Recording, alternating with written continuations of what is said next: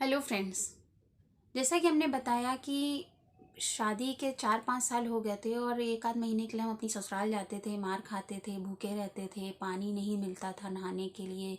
हर चीज़ का हिसाब किताब रहता था कि ऊपर कमरे में क्यों गई, नीचे पंखा चलेगा, एक पंखा घर में चलेगा, पानी का मोटर सिर्फ 3 दिन में एक बार चलेगा, नहाओगी तो वजह होनी चाहिए, बहुत सारी चीज़ें थी।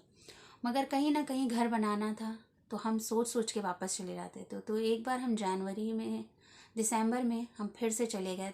बेटा मेरा 4 साल का हो गया था और मैंने डिसाइड किया कि रहना है हमें अपनी ससुराल में। और वक्त के साथ हम भूल जाते थे उसके जुल्म सितम को कि क्या किया उसने। तो 1.5 साल 6-7 महीने रहने के बाद हम खुद से ही उसके घर पहुंच गए और हमने कहा हमें यहाँ रहना है।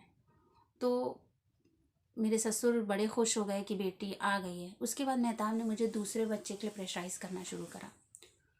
हम अपनी हालत देख रहे थे, मायके में रहते थे, ज़्यादातर के मारपीट का माहौल रहता था। तो I was not ready for the second child, मेरी मर्ज़ी नहीं थी। मगर मेहताब ने मेरे ऊपर इल्ज़ाम ये लगाया कि ये बच्चे नहीं पैदा कर रही ताकि इसको ज़िम्मेदारी ना उठाना पड़े, ये यहाँ बंधना नहीं चाहती है, ये रिश्ता नहीं निभाना चाहती है। तो उसकी बात को प्रूव करने के लिए रॉन्ग कि नहीं तुम गलत कह रहे हो, मुझे बच्चों से कोई दिक्कत नहीं है, डिसाइडेड कि मैं दूसरा बच्चा भी पैदा करूँगी। अल्हम्दुलिल्लाह आई कंसीव्ड। प्रेशर तो था, बेटी नहीं होनी चाहिए, बेटी होगी तो गोली मार दूंगा। खैर, फेबररी 5 5 फरवरी को हमको पता चला कि आई एम प्रेग्नेंट। और मेहताब मेरा टेस्ट वेस्ट करा के आया। उसके दूसरे दिन मेरी दादी की, हम लोग में एक होता है ना कि टाइम साल पूरा हो गया तो उनकी फातिहा कराई जाती है या गरीबों को बुला के खाना खिलाया जाता है।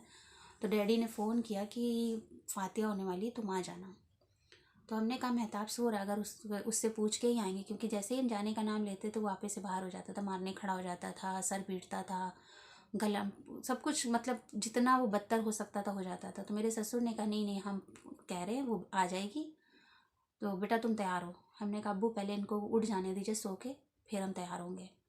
अल्लाह जाने उसने ये बात कैसे सुन ली और वो ऊपर से आया, आते ही छूट उसने मेरे तमाचा मारा और मेरा गला पकड़ लिया कि अगर तू आज यहाँ से गई तो तुझे ज़मीन में धंसा देंगे। तो हमने कहा हम अभी जा ही नहीं रहे, हम तो पूछने के लिए बैठे थे कि आप सो रहे हैं, सो के उठें तो हम पूछ लें। उसने कहा तूने हाँ कर दी है। हमने कहा हमने नहीं करी। मेरे ससुर भी खड़े हो गए कि नहीं, उसने मना कर दिया था कि ये सो रहे हैं, हमने कहा था कि नहीं आप लोग आ जाइए लेने, हम गुड़िया को भेज देंगे। वो अपने बाप से भी लड़ने लगा, बाप को माँ बहन की गाली दी। माँ तो साथ ही रहती थी उसके, माँ बेटे दोनों हमेशा एक रहते थे। और मेहताब ने मेरा गला पकड़ा तो पूरे गले में मेरे उंगलियों के निशान बन गए थे और वो यही कह रहा था कि तुझे जाने नहीं देंगे।